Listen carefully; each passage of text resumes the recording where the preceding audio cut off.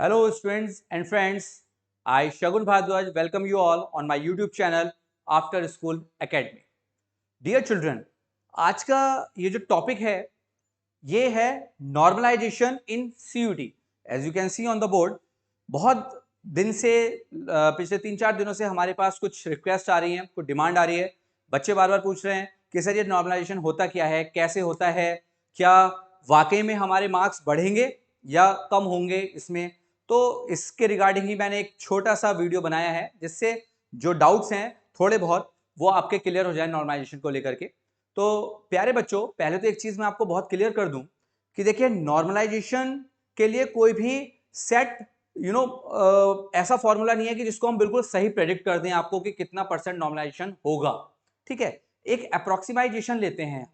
उसके पीछे एक रीजन ये है, ऑल्दो बहुत सारे चैनल्स पर बहुत सारी जगह आप देखेंगे कि एक कुछ फॉर्मूला लगा के आपको बताया जाएगा या कुछ है, ठीक है, वो लोग अच्छा कर रहे हैं, ठीक कर रहे हैं, लेकिन फिर भी मैं आपको बताऊं कि कोई भी फॉर्मूला आप उसमें फिट करेंगे 100% प्रेडिक्शन कभी नहीं हो पाएगा कि एक्चुअली नॉर्मलाइजेशन कितना परसेंट डिक्रीज होगा या इंक्रीज होगा। एक्चुअली होता क्या है, बहुत प्रैक्टिकल सी चीज है। देखिए CUT का एग्जाम एक दिन में तो होता नहीं है, अलग अलग दिन जो है अलग अलग शिफ्ट्स में वो चल रहा होता है। तो मान लीजिए कि किसी स्टूडेंट ने जो फर्स्ट डे को, फॉर एग्जाम्पल 23 मई को एग्जाम अटेम्प्ट किया और एक स्टूडेंट ने 24 मई को किया, राइट। तो बहुत ऑब्वियस चीज है कि दोनों में बहुत डिफरेंस होगा, दोनों के डिफिकल्टी लेवल अलग होंगे, टाइप्स ऑफ क्वेश्चंस अलग होंगे।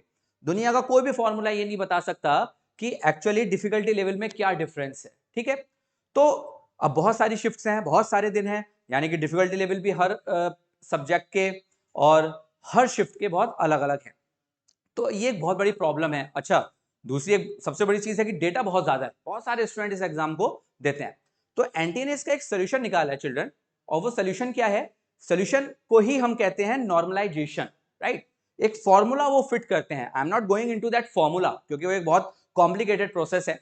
ठीक है, एनटीए ही सिर्फ उसको बेटर समझा सकते हैं और बता सकते हैं, लेकिन फिर भी कुछ स्टडी करने के बाद मैं आपको एक अप्रोक्सीमाइजेशन दे रहा हूं, एक आइडिया दे रहा हूं, जिससे आपका डाउट काफी हद तक क्लियर हो जाएगा और आप क्लियर हो जाएंगे कि जो भी आपका रॉ स्कोर आया है अभी तक उसके आसपास कितना परसेंट इंक्रीज या कितना परसेंट डिक्रीज आपका आ सकता है, and you can get a little bit actual value. Okay, बाकी बिल्कुल सही तो आपको जब फाइनल रिजल्ट आएगा तभी पता चलेगा, लेकिन चलिए आपका डाउट थोड़ा सा क्लियर करते हैं स्टूडेंट्स। तो हुआ क्या कि एनटीए ने इस प्रॉब्लम को कि भाई अलग अलग डिफिकल्टी लेवल, इतने सारे सेक्शंस हैं, ठीक है, और इतनी सारी शिफ्ट्स हैं, अब प्रेडिक्ट कर नहीं सकते कि भाई मान लीजिए 23 मई वाला स्टूडेंट कहेगा कि मेरा क्वेश्चन पेपर तो बहुत इजी था, मेरा तो बहुत अच्छा हुआ है, और 24 मई वाला कह रहा है कि भाई मेरा एक जो था थोड़ा सा टफ हुआ है। तो 24 मई वाले ये भी कंप्लेंट कर सकता है कि भाई मेरा 23 को क्यों नहीं हुआ, मुझे मेरा 23 को आना चाहिए था। या 23 मई वाला ये कंप्लेंट करेगा कि भाई हमें तो पता ही नहीं था, एटलीस्ट 24 मई वाले के पास ये एक प्रिविलेज था कि उसने 23 वाले स्टूडेंट से पूछ लिया होगा कि भाई कैसा पेपर आ रहा है, कैसा डिफिकल्टी लेवल है। तो एक दिन में उसको 24 घंटे मिल गए लगभग कि अपना माइंड एडजस्ट करने के लिए और उस हिसाब से पेपर अटेम्प्ट करने के लिए। तो there are so many questions, so many doubts, so many problems, right. तो एनटीए ने क्या किया कि एनटीए ने एक फॉर्मूला लगा के एक नॉर्मलाइजेशन, एक एवरेजिंग करी मार्क्स की। और ये क्या है ये मैं आपको बता देता हूं कि अप्रोक्सीमेटली क्या आता है, 8% टू 12% का या तो इंक्रीज होगा या डिक्रीज होगा।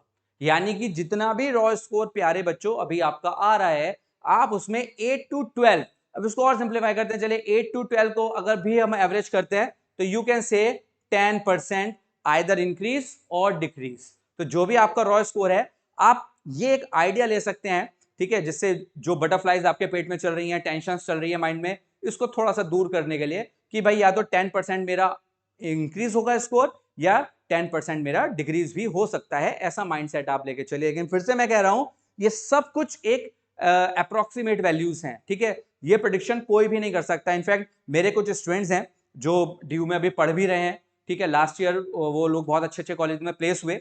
तो जब मैंने उनसे भी बात की, उनसे भी पूछा, तो उन्होंने भी यही कहा कि सर हमें भी नहीं पता था, हमारा भी आइडिया नहीं था, लेकिन हाँ जैसा आप कह रहे हैं कि लगभग इतना ही स्कोर हमारा भी इंक्रीज या डिक्रीज हुआ था। ठीक है, तो एक थोड़ी सी रिसर्च के बाद और जो एलुमनाई बेस है, जो स्टूडेंट्स हैं, उनसे पूछने के बाद मैं ये वीडियो आपके लिए लेके आया हूं, राइट। तो अब आपको काफी हद तक पता चला होगा कि नॉर्मलाइजेशन क्या होता है, एवरेजिंग कैसे करता है एनटीए।